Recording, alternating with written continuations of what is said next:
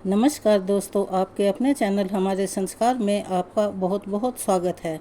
हरे कृष्ण गोविंद हरे मुरारी, हे नाथ नारायण वासुदेवा। हरे कृष्ण गोविंद हरे मुरारी, हे नाथ नारायण वासुदेवा। ओम नमो भगवते वासुदेवाय नमः। हर हर महादेव। उस परम पिता परमेश्वर की कृपा आप पर, आपके परिवार पर और आपके सभी अपनों पर हमेशा बनी रहे। आपके घर में अन्न के भंडार हमेशा भरे रहें। अगर आप हमारे चैनल पर नए हैं और अभी तक आपने हमारे चैनल को सब्सक्राइब नहीं किया है तो प्लीज़ चैनल को सब्सक्राइब कर लें। वीडियो को लाइक करें, ज़्यादा से ज़्यादा शेयर करें ताकि यह जानकारी और लोगों तक भी पहुंच सके, उन्हें भी इसका लाभ प्राप्त हो सके। बेल आइकन को दबाना ना भूलें ताकि हमारी आने वाली वीडियो की जानकारी नोटिफिकेशन के जरिए आपको समय पर मिल जाया करे। आंधी कितनी भी तेज हो लेकिन वह सूर्य को नहीं ढक सकती। उसी तरह से असत्य सत्य पर कभी विजय नहीं पा सकता। सत्य हमेशा अजेय ही रहता है और सत्य ही सनातन है।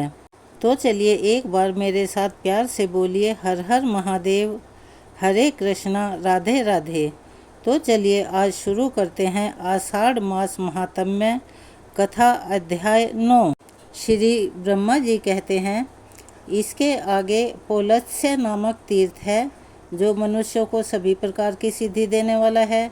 अब मैं उसके प्रभाव का वर्णन कर रहा हूँ, ध्यानपूर्वक सुनो। वह छिने हुए राज्य की भी प्राप्ति करवाता है।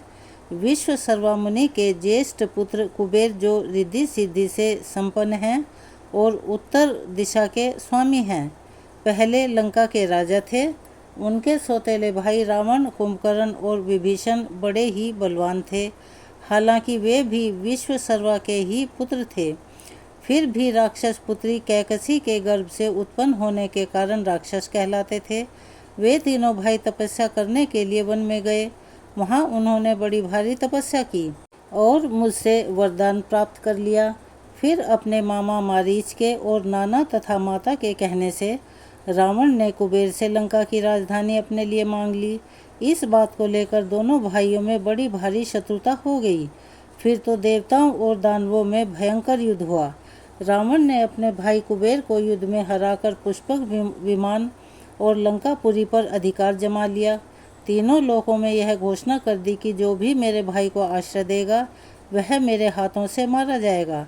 इस तरह कुबेर को कहीं भी आश्रय नहीं मिला।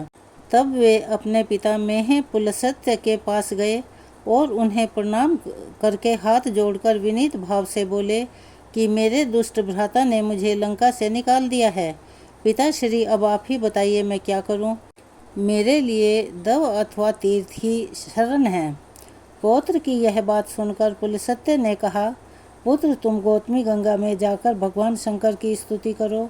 वहाँ गंगा के जल में रावण का प्रवेश नहीं हो सकता, अतः मेरे साथ वहीं चलकर कल्याणमयी सिद्धि प्राप्त करो। तब कुबेर ने बहुत अच्छा कहकर उनकी आज्ञा शहर से स्वीकार कर ली और पत्नी, माता पिता तथा वृद्ध महर्षि पुलस्त्य के साथ गौतमी गंगा के तट पर चले गए। वहाँ गंगा जी में स्नान करके पवित्र होकर कुबेर भोग मोक्ष के दाता देव देवेश्वर भगवान शिव की स्तुति करने लगे, इस प्रकार की, हे शंभु, आप ही इस चराचर जगत के स्वामी हैं, दूसरा कोई और नहीं है। जो लोग भी आपकी अवहेलना करके मोहवश दुष्टता करते हैं वे शोक के ही योग्य हैं। आप अपनी 8 मूर्तियों द्वारा संपूर्ण जगत का भरण पोषण करते हैं। आपकी आज्ञा से ही सभी लोग चेष्टा करते हैं, फिर भी विद्वान पुरुष ही आपकी महिमा को सब कुछ जान पाते हैं।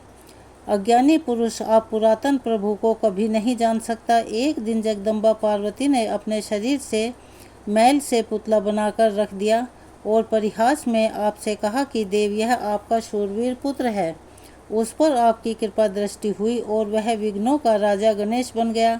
अहो, महेश्वर की दृष्टि का कितना अद्भुत प्रभाव है। जब कामदेव भस्म हो गया और रवि उसके लिए विलाप करने लगे, तब दयामयी माता पार्वती ने आंसू बहाते हुए आपकी ओर देखकर कहा, हे भगवान, इन बेचारों का तो दाम्पत्य सुख छिन गया। तब आपने उस पर भी कृपा की। देवी पार्वती ने कामदेव को भी पुनर्जीवन दिलवाया। कामदेव मनोभाव हो गया और वह रति की मनोभूमि में प्रकट हो गया। इस प्रकार उमा सहित महादेव जी की कृपा से रति ने पूर्ण सौभाग्य प्राप्त किया। इस प्रकार स्तुति करने पर भगवान शंकर कुबेर के सामने प्रकट हुए। उन्होंने कुबेर से वर मांगने के लिए कहा, किंतु हर्षातिरेक के कारण कुबेर के मुख से कोई बात ही नहीं निकली। उसी समय आकाशवाणी हुई।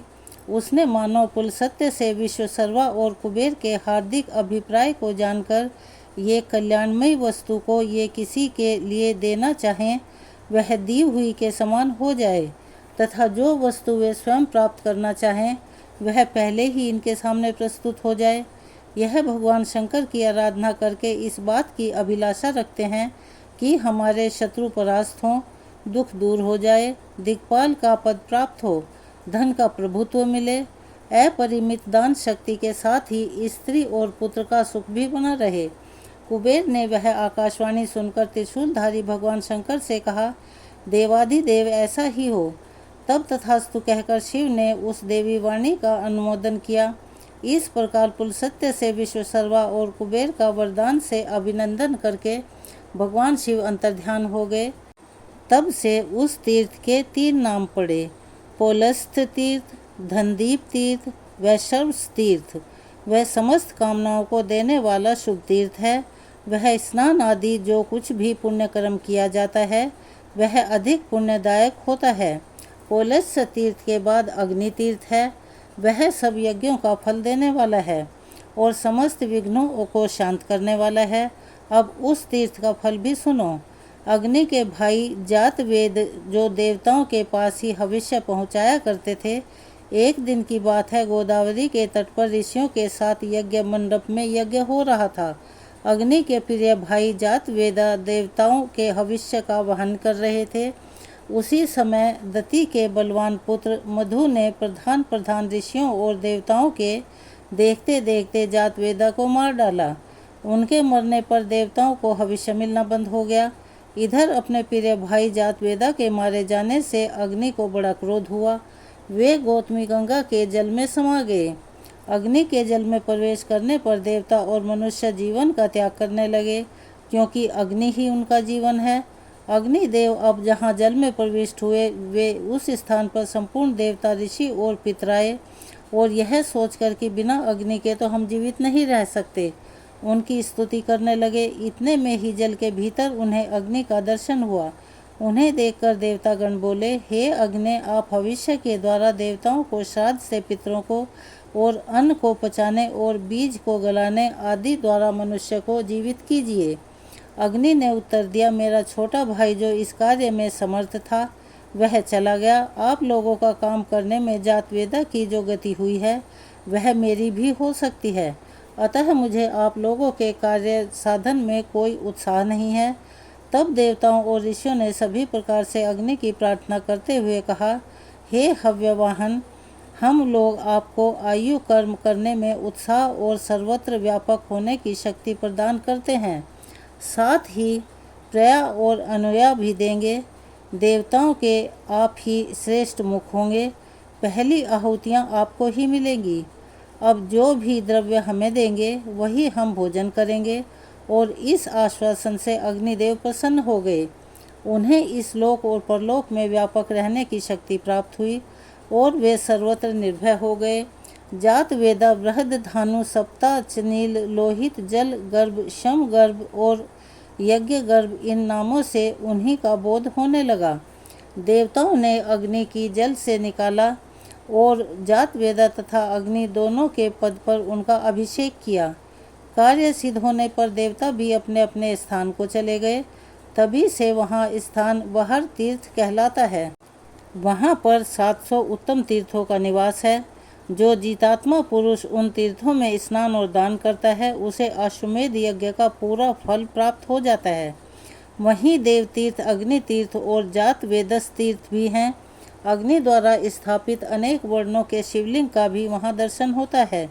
उसके दर्शन से सभी यज्ञों का फल प्राप्त होता है। उसके बाद ऋण मोचन नामक तीर्थ है, जिसके महत्व को वेद वेता पुरुष भली भांति जानते हैं। नारद, मैं उसके स्वरूप को बतलाता हूँ, मन लगाकर सुनो। कक्षीवान का ज्येष्ठ पुत्र पृथुशर्वा था। वह वैराग्य के कारण ना तो विवाह करता था और ना ही अग्निहोत्र ही कक्षीवान का कनिष्ठ पुत्र भी विवाह के योग्य हो गया था। तो भी उसने परिव्रत होने के भय से विवाह और अग्निहोत्र नहीं किए। प्रवृत्ति का अर्थ है बड़े भाई की अविवाहित अवस्था में विवाह कर लेने वाला छोटा भाई परिव्रत कहलाता है। इससे शास्त्रों में दोष माना गया है। तो इस प्रकार छोटे पुत्र ने परिव्रत होने के भय से विवाह नहीं किया। अब जब पितरों ने कक्षीवान के दोनों पुत्रों से पृथक पृथक कहा, पुत्रों, तुम देव ऋण, पितृ ऋण, ऋषि ऋण से मुक्त होने के लिए विवाह करो। ज्येष्ठ पुत्र ने कहा, नहीं, कैसा ऋण और कौन सा उससे मुक्त होता है। तब छोटे पुत्र ने उत्तर दिया, बड़े भाई के अविवाहित रहते मेरा विवाह करना तो उचित नहीं है, अन्यथा परिव्रत होने का भय है। तब पितरों ने उन दोनों से कहा कि तुम लोग गौतमी गंगा में जाकर स्नान करो। गौतमी का स्नान सभी मनोरथों को सिद्ध करने वाला है। गौतमी गंगा तीनों लोकों को पवित्र करने वाली है। उनके जल में श्रद्धापूर्वक स्नान और तर्पण करो। गौतमी का दर्शन, वंदन और ध्यान करने में समस्त कामनाएं पूर्ण होती हैं। वहाँ स्नान करने के लिए कोई देश, काल और जाति आदि का भी नियम नहीं है। गौतमी में स्नान करने से बड़े भाई पर कोई ऋण नहीं रहता और छोटा भाई परिव्रत भी नहीं होता। पितरों के आदेश से कक्षीवान का ज्येष्ठ पुत्र पृथुशर्वा गौतमी में स्नान और तर्पण करके तीनों ऋणों से मुक्त हो गया। तब से वह तीर्थ ऋण मोचन कहलाता है। वहाँ स्नान और दान करने से ऋणवान मनुष्य स्रोत, स्मार्थ तथा अन्य ऋणों से भी मुक्त होकर सुखी हो जाता है। इस कथा को हम यहीं विराम देते हैं। अब आगे हमारी पौराणिक कथा को सुनते हैं।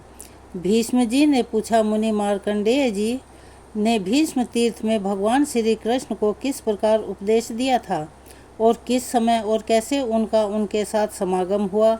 मार्कंडेय किसके पुत्र हैं, वे कैसे महान तपस्वी हुए और इस नाम का रहस्य क्या है। महामुने, इन सब बातों का यथार्थ रूप से वर्णन कीजिए।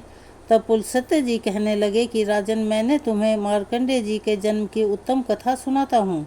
प्राचीन कल्प की बात है कि मृकुला से विख्यात एक मुनि थे जो महर्षि भृगु के पुत्र थे। वे महाभाग रहकर तपस्या किया करते थे। वन में रहते समय ही उनके एक पुत्र हुआ। धीरे धीरे उसकी अवस्था 5 वर्ष की हुई। वह बालक होने पर भी गुणों में बहुत बड़ा चढ़ा हुआ था। एक दिन वह बालक आंगन में घूम रहा था। किसी सिद्धज्ञानी ने उसकी ओर देखा और बहुत देर तक रुककर उसके जीवन के विषय में विचार किया। बालक के पिता ने पूछा, महाराज, मेरे पुत्र की कितनी आयु है। तब वह सिद्ध बोला, मुनीश्वर, विधाता ने तुम्हारे पुत्र की जो आयु निश्चित की है उसमें अब केवल 6 महीने शेष रह गए हैं। मैंने यह बिल्कुल सच्ची बात बताई है। इसके लिए आपको शोक नहीं करना चाहिए। भीष्म उस सिद्ध ज्ञानी की बात सुनकर बालक के पिता ने उसका उपनयन संस्कार कर दिया और कहा कि बेटा, तुम जिस दिन मुनि को देखो प्रणाम करो। पिता के ऐसा कहने पर वह बालक बहुत ही प्रसन्न होकर सबको प्रणाम करने लगा। धीरे धीरे 5 महीने 25 दिन और बीत गए। इसके बाद निर्मल स्वभाव वाले सप्तऋषिगण उस मार्ग से पधारे। बालक ने उन्हें देखकर उन सबको प्रणाम किया। सप्तऋषियों ने उस बालक को आयुष्मान भव का सौम्य ऐसा कहकर दीर्घायु होने का आशीर्वाद दे दिया। इतना कहने के बाद जब उन्होंने उसकी आयु पर विचार किया तब 5 ही दिन की आयु शेष जानकर उन्हें बड़ा भय हुआ। उस बालक को लेकर वे ब्रह्मा जी के पास गए और उसे उनके सामने रखकर उन्होंने ब्रह्मा जी को प्रणाम किया। बालक ने भी ब्रह्मा जी के चरणों में मस्तक झुकाया। तब ब्रह्मा जी ने ऋषियों के समीप ही उसके चिरायु होने का आशीर्वाद दिया। पितामह का वचन सुनकर ऋषियों को बड़ी प्रसन्नता हुई। इसके बाद ब्रह्मा जी ने उनसे पूछा, तुम लोग किस काम से यहाँ आए हो और यह बालक कौन है, बताओ।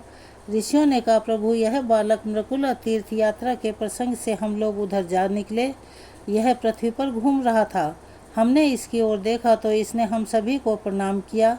उस समय हम लोगों के मुख से बालक के प्रति यह वाक्य निकल गया कि चिरायु और भवा पुत्र बेटा चिरंजीवी हो।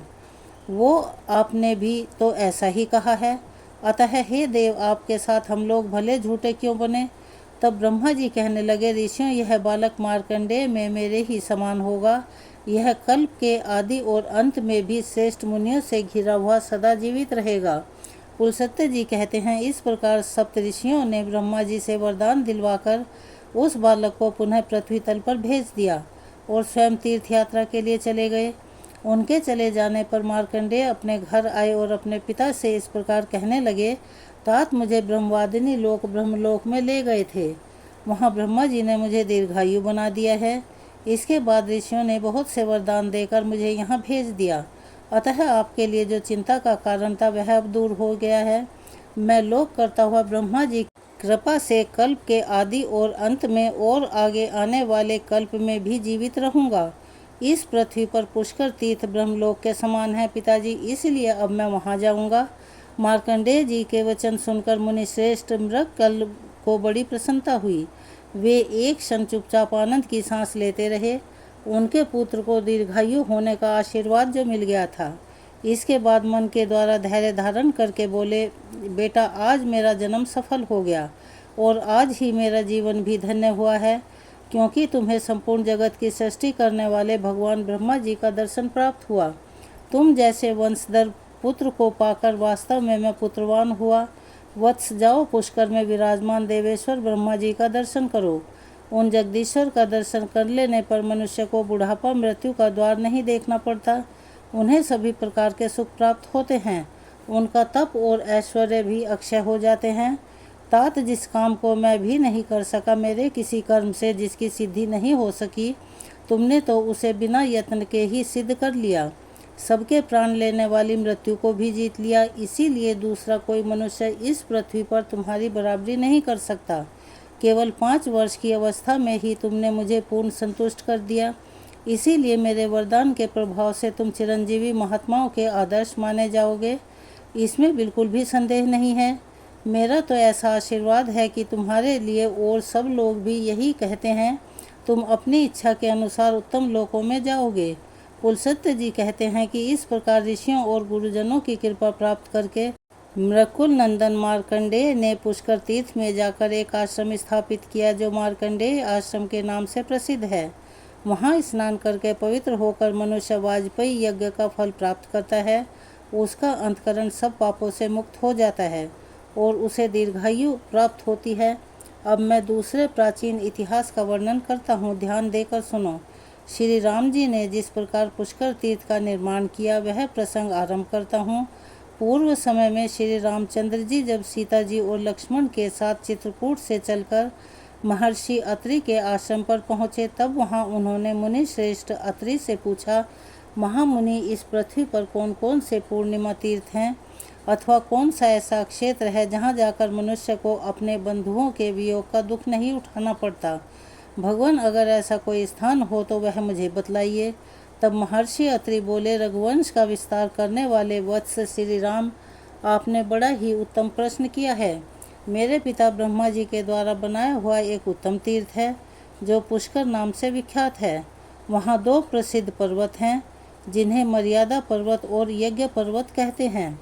उन दोनों के बीच में 3 कुंड हैं, जिनके नाम क्रमशः ज्येष्ठ पुष्कर, मध्यम पुष्कर और कनिष्ठ पुष्कर हैं। वहाँ जाकर अपने पिता दशरथ को आप पिंडदान से तृप्त करो। वह तीर्थों में श्रेष्ठ तीर्थ और अक्षेत्रों में उत्तम क्षेत्र है। रघुनंदन, वहाँ आयोगा नाम की एक चौकोर बावली है और एक दूसरा जल से भरा हुआ कुआं है, जिसे सौभाग्य कूप कहते हैं। वहाँ पर पिंडदान करने से पितरों की मुक्ति हो जाती है। वह तीर्थ प्रलय पर्यंत रहता है, ऐसा पितामह का कथन है। पुलस्त्य जी कहते हैं, बहुत अच्छा कहकर श्री रामचंद्र जी ने पुष्कर जाने का विचार किया। वे ऋक्षवाद पर्वत, विदिशा नगरी और चर्मणवती नदी को पार करके फिर बड़ी तेजी से उस पर्वत को भी पार करके वे मध्यम पुष्कर में गए। वहाँ स्नान करके उन्होंने मध्यम पुष्कर के ही जल से समस्त देवताओं और पितरों का तर्पण किया। उसी समय मुनि श्रेष्ठ मार्कंडेय जी श्री रामचंद्र जी से जब उन्हें देखा तो सामने जाकर प्रणाम किया और बड़े आदर के साथ कहा, मुने, मैं राजा दशरथ का पुत्र हूँ, मुझे लोग राम कहते हैं।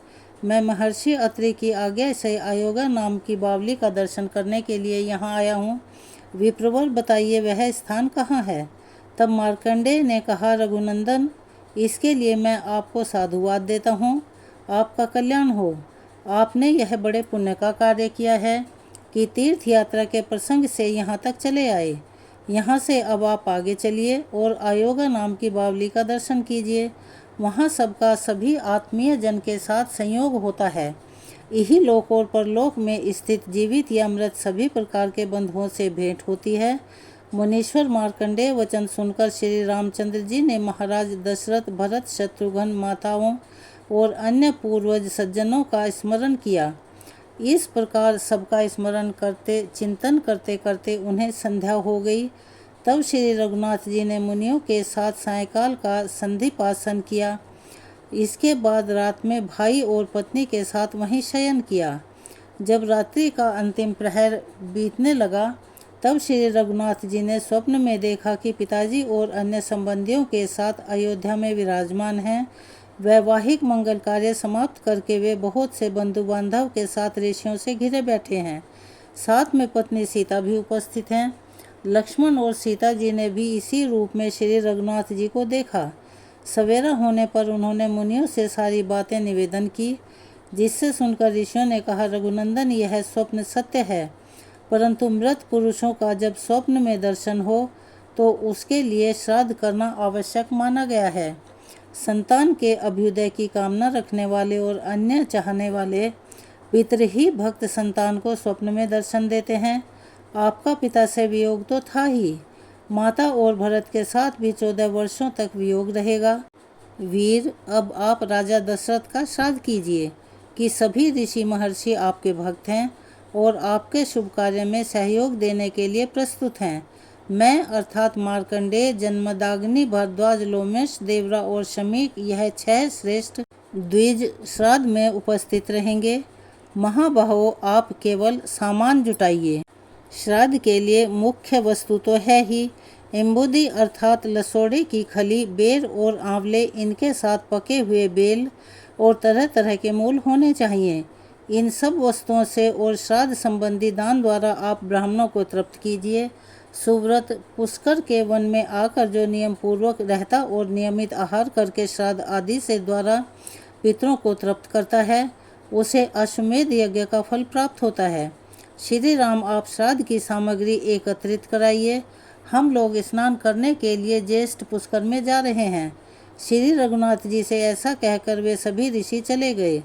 तब श्री रामचंद्र जी ने लक्ष्मण से कहा, सुमित्रा नंदन, अच्छे अच्छे संतरे, कटहल, पारद, मीठे बेल, शालक, कसेरू, पीली काबरा, अच्छे अच्छे कैर, शक्कर जैसे सिंघाड़े, पके कैथ और जो भी सामयिक फल हों, उन्हें श्राद्ध के लिए शीघ्र ही ले आओ।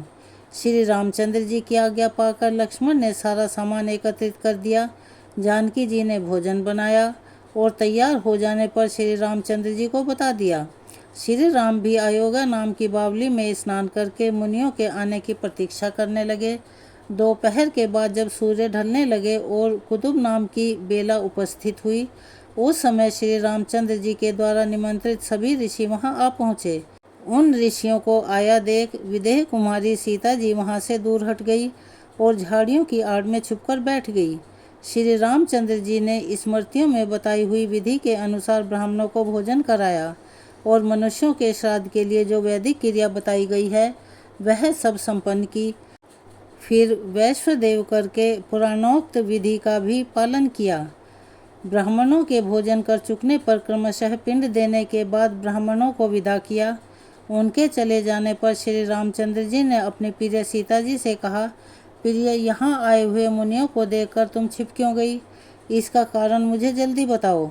तब सीता जी बोली, नाथ, मैंने जो आश्चर्य देखा उसे बताती हूँ, सुनिए। आपके द्वारा नाम उच्चारण करते ही स्वर्गीय महाराज यहाँ आकर उपस्थित हो गए।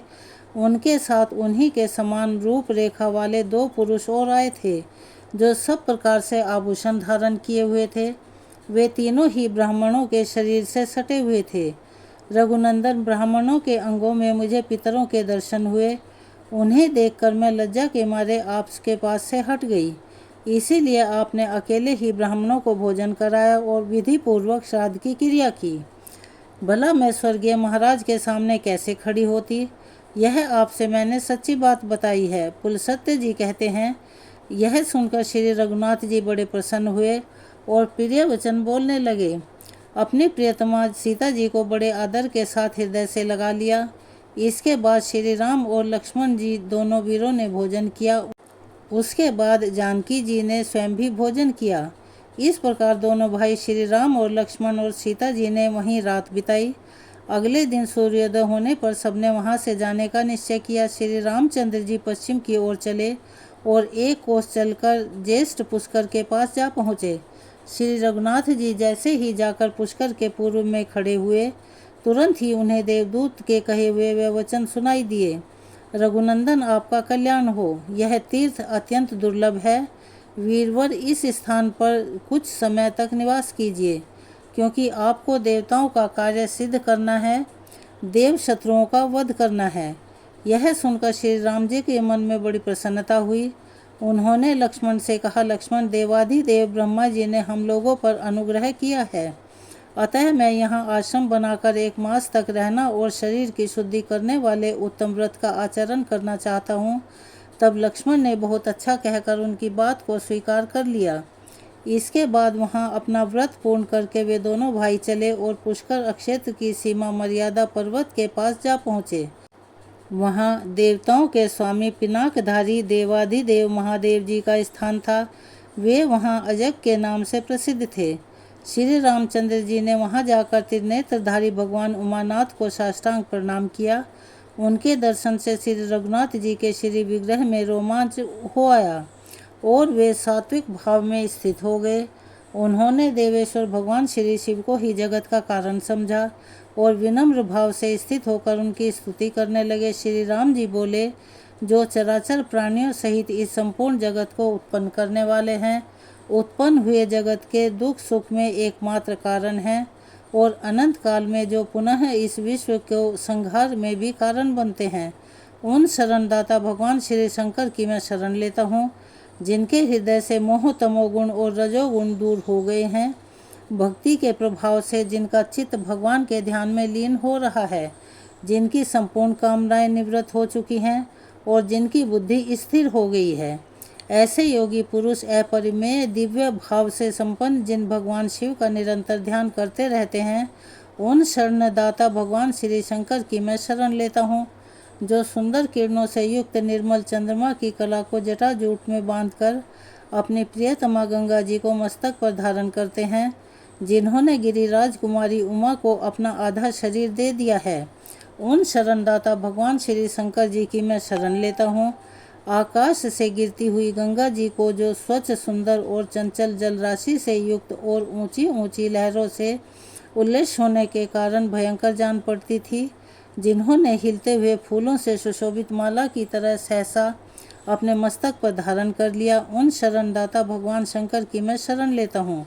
कैलाश पर्वत के शिखर के समान ऊंचे शरीर वाले दशम रावण के द्वारा हिलाई जाती हुई कैलाशगिरी की चोटी को जिन्होंने अपने चरण कमलों से ताल देकर स्थिर कर दिया, उन शरणदाता भगवान श्री शंकर की मैं शरण लेता हूँ, जिन्होंने अनेकों बार दैत्यों को युद्ध में परास्त किया है और विद्याधर नागगण और फल मूल का आहार करने वाले संपूर्ण मुनिवर को उत्तम वर दिए, उन शरणदाता भगवान श्री शंकर जी की मैं शरण लेता हूँ, जिन्होंने दक्ष का यज्ञ भस्म करके भग्य देवताओं की आंखें फोड़ डाली और पूष के सारे दांत गिरा दिए और वज्र सहित देवता इंद्र के हाथ को भी स्तंभित कर दिया, जलवत निश्चेष्ट बना दिया, उन शरणदाता भगवान श्री शंकर की मैं शरण लेता हूँ, जो पाप कर्म में निरत और विषक्त सक्त हैं, जिनमें उत्तम ज्ञान, उत्तम कुल, उत्तम शास्त्र ज्ञान और उत्तम गुणों का भी अभाव है, ऐसे पुरुष भी जिनकी शरण में जाने से सुखी हो जाते हैं, उन शरणदाता भगवान श्री शंकर जी की मैं शरण लेता हूँ, जो तेज में करोड़ों चंद्रमा और सूर्य के समान हैं, जिन्होंने बड़े बड़े देवताओं और दानवों का भी दिल हिला देने वाले कालकूट नामक भयंकर विष का पान कर लिया था, उन प्रचंड वेगशाली शरणदाता भगवान श्री शंकर की मैं शरण लेता हूँ, जिन भगवान महेश्वर ने कार्तिकेय के सहित ब्रह्मा, इंद्र, रुद्र और मरुल गणों को अनेकों बार वर दिए हैं और नंदी का मृत्यु के मुख से उद्धार किया, उन शरणदाता भगवान श्री शंकर की मैं शरण लेता हूँ, जो दूसरों के लिए मन से भी अगम्य हैं। महर्षि भृगु ने हिमालय पर्वत के निकुंज में होम का धुआं पीकर कठोर तपस्या के द्वारा जिनकी आराधना की थी, जिन महात्मा ने भृगु को उनकी तपस्या से प्रसन्न होकर संजीवनी विद्या प्रदान की, उन शरणदाता भगवान श्री शंकर की मैं शरण लेता हूँ। हाथी और बिल्ली आदि की सी मुखाकृति वाले और दक्ष यज्ञ का विनाश करने वाले नाना प्रकार के महाबली गणों द्वारा जिनकी निरंतर पूजा होती रहती है और लोकपालों सहित देवगण भी जिनकी आराधना किया करते हैं, उन शरणदाता भगवान श्री शंकर की मैं शरण लेता हूँ। जिन भगवान ने अपनी क्रीड़ा के लिए अनेकों नदियों, पक्षियों और वृक्षों से सुशोभित श्री ब्रह्मा जी से अधिष्ठता भवन की रचना की है और जिन्होंने संपूर्ण लोकों को अपने पुण्य पर ही प्रतिष्ठित किया है, उन शरणदाता भगवान श्री शंकर की मैं शरण लेता हूँ। यह संपूर्ण विश्व सदा ही जिनकी आज्ञा के अधीन है, जो जल, अग्नि, यजमान, सूर्य, चंद्रमा, आकाश, वायु और प्रकृति इन 8 विग्रह से समस्त लोकों का उपभोग करते हैं, जो बड़े से बड़े कारण तत्वों के भी महाकारण हैं, उन शरणदाता भगवान श्री शंकर की मैं शरण लेता हूँ। जो अपने श्री विग्रह को हिम और भस्म के विभूषित करके शंख, चक्र, चंद्रमा और कुंद के समान श्वेत वर्ण वाले वृषभ श्रेष्ठ नंदी पर सवार होकर गिरिराज किशोरी उमा के साथ आकाश में विचरते हैं, उन शरणदाता भगवान श्री शंकर की मैं शरण लेता हूँ। यमराज की आज्ञा के पालन में लगे रहने पर भी जिन्हें वे भयंकर यमदूत पकड़कर लिए जा रहे थे और जो भक्ति से नम्र होकर स्तुति कर रहे थे, उन शांत मुनि की जिन्होंने बलपूर्वक यमदूतों से रक्षा की, उन शरणदाता भगवान श्री शंकर की मैं शरण लेता हूँ। जिन्होंने समस्त देवताओं के सामने ही ब्रह्मा जी के उस 5वें मस्तक को, जो नवीन कमल के समान शोभा पा रहा था, अपने बाएं हाथ के नख से बलपूर्वक काट डाला था, उन शरणदाता भगवान श्री शंकर की मैं शरण लेता हूँ। जिन वरदायी भगवान के चरणों में भक्तिपूर्वक प्रणाम करके और आलस्य रहित निर्मल वाणी के द्वारा जिनकी स्तुति करके सूर्यदेव अपने उद्दीप्त किरणों से जगत का अंधकार दूर करते हैं, उन शरणदाता भगवान श्री शंकर की मैं शरण लेता हूँ। देव श्रेष्ठ, जो मलिन हृदय मूढ़ पुरुष ऐश्वर्य, मान, प्रतिष्ठा तथा वेद विद्या के अभिमान के कारण आपको इस चराचर जगत का गुरु नहीं जानते, वे मृत्यु के पश्चात नरक की यातना भोगते हैं। कुलसत्य जी कहते हैं कि श्री रघुनाथ जी के इस प्रकार स्तुति करने पर हाथ में त्रिशूल धारण करने वाले वृषभ ध्वज भगवान श्री शंकर ने संतुष्ट होकर प्रसन्नता पूर्वक कहा, रघुनंदन, आपका कल्याण हो। मैं आपके ऊपर बहुत संतुष्ट हूँ। आपने विमल वंश में अवतार लिया है। आप जगत के वंदनीय हैं। मानव शरीर में प्रकट होने पर भी वास्तव में आप देव स्वरूप हैं। आप जैसे रक्षक के द्वारा सुरक्षित हो देवता अनंत वर्षों तक सुखी रहेंगे। चिरकाल तक उनकी वृद्धि होती रहेगी। 14वां वर्ष बीतने पर जब आप अयोध्या को लौट जाएंगे, उस समय इस पृथ्वी पर रहने वाले जो मनुष्य आपका दर्शन करेंगे, वे सभी सुखी होंगे और उन्हें अक्सर स्वर्ग का निवास प्राप्त होगा। अतः आप देवताओं का महान कार्य करके पुनः अयोध्यापुरी को लौट जाइए। यह सुनकर श्री रघुनाथ जी श्री शंकर जी को प्रणाम करके शीघ्र वहाँ से चल दिए। इंद्रमार्गा नदी के पास पहुंचकर उन्होंने अपनी जटा बांधी। फिर सब लोग महानदी नर्मदा के तट पर गए। वहाँ श्री रामचंद्र जी ने लक्ष्मण और सीता जी के साथ स्नान किया। इसके बाद नर्मदा के जल से देवताओं और अपने पितरों को तर्पण किया और फिर उन दोनों भाइयों ने एकाग्र मन से भगवान सूर्य और अनन्यान्य देवताओं को बारंबार मस्तक झुकाया। जैसे भगवान श्री शंकर पार्वती और कार्तिकेय के साथ स्नान करके शोभा पाते हैं, ठीक उसी प्रकार सीता जी और लक्ष्मण जी के साथ नर्मदा में स्नान कर श्री राम जी भी सुशोभित हुए। इससे आगे का वृतांत हम अपनी आने वाली दूसरी वीडियो में सुनाएंगे। तब तक के लिए हर हर महादेव, जय श्री कृष्णा, राधे राधे।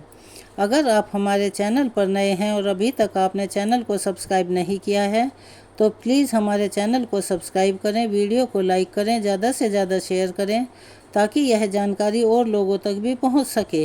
बेल आइकन को दबाना ना भूलें ताकि हमारी आगे आने वाली वीडियो की जानकारी नोटिफिकेशन के ज़रिए आपको मिल जाया करे। कमेंट्स बॉक्स में हर हर महादेव, जय श्री कृष्णा, राधे राधे, ओम नमो भगवते वासुदेवाय नमः लिखना ना भूलें। अपना प्यार और सहयोग हमें ऐसे ही देते रहें। धन्यवाद।